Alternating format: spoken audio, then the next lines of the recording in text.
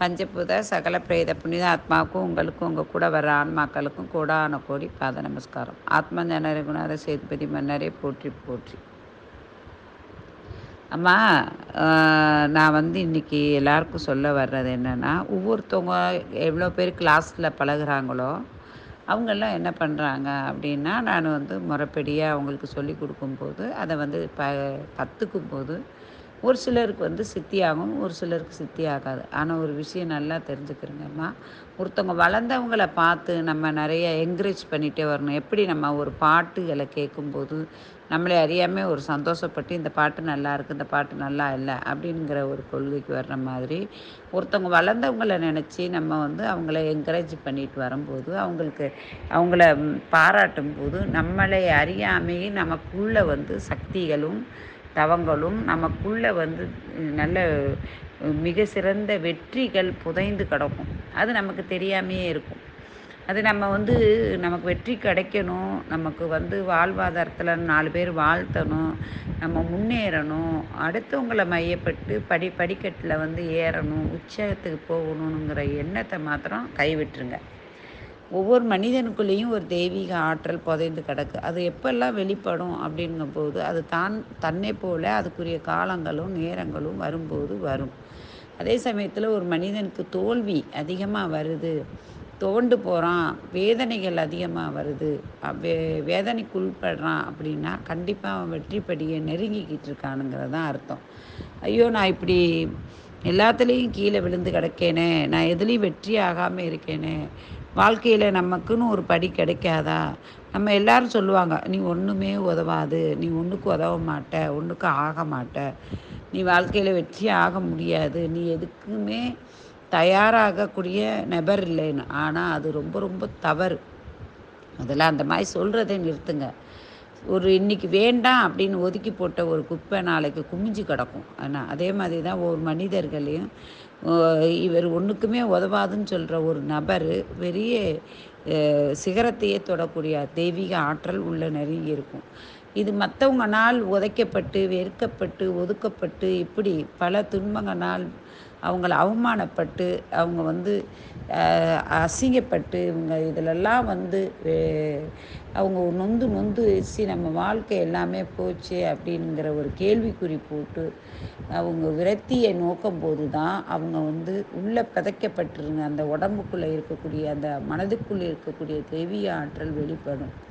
தயவு செய்து மற்றவங்களை நம்பியோ மற்றவங்களுக்காகவோ மற்றவங்கள என்ன செய்கிறாங்க அதை நம்ம செய்வோம் அப்படிங்கிற எண்ணத்தை கைவிட்டுட்டு நான் யார் நான் எதற்காக பிறந்திருக்கேன், நமக்குள் உள்ள தெய்வீக ஆற்றல் என்ன அப்படிங்கிறத நீங்கள் மனதில் வைத்துட்டு நீங்கள் வெளியே வரும்போது உங்களுடைய தெய்வீக ஆற்றல் உங்களுக்குள்ள அற்புதமான சக்தி வெளிப்படும். நீங்களும் ஒரு நாள் சிகரத்தை தொடருவீங்க. அது அந்த விதத்தில் எந்த விதத்துலேயும் நீங்கள் குறைய மாட்டீங்கிறத நம்பிக்கை உங்கள்கிட்ட இருக்கணும். அதே மாதிரி நிறைய பேர் நிறைய கருத்துக்கள் சொல்லிட்டு வர்றாங்க, நிறைய பேர் இருக்காங்க. ஆனால் அதே மாதிரி நீங்கள் அதை கவனித்து பார்க்கணும். கவனித்து பார்த்துட்டு அதாவது அவங்க வாழ்க்கைக்கும் அவங்களுடைய அதாவது சொல்லுவாங்கள்ல அனுபவம்னு சொல்லுவாங்க. படித்து சொல்கிறது வேறு, அனுபவபூர்வமாக சொல்கிறது வேறு. இவங்க அனுபவபூர்வமாக சொல்கிறாங்களா, இதெல்லாம் செயலாற்றியிருக்காங்களா, இது சாத்தியமா, இவங்களுக்கும் இதுக்கும் சம்பந்தம் இருக்கா, இவங்க இந்த அளவுக்கு பேசுகிற பேச்சில் மயங்கக்கூடாது. அதாவது வெறும் பேச்சில் அந்த நல்ல எல்லா பாஷைகளையும் பேசுவாங்க, பேச்சில் படித்துட்டு குழந்தைய கூட கட்டுரையை ஒப்பிக்கிங்க. ஆனால் அதே விடுதலையை பற்றி அந்த பிள்ளைக்கு அனுபவம் இருக்கும்னா கண்டிப்பாக இருக்காது.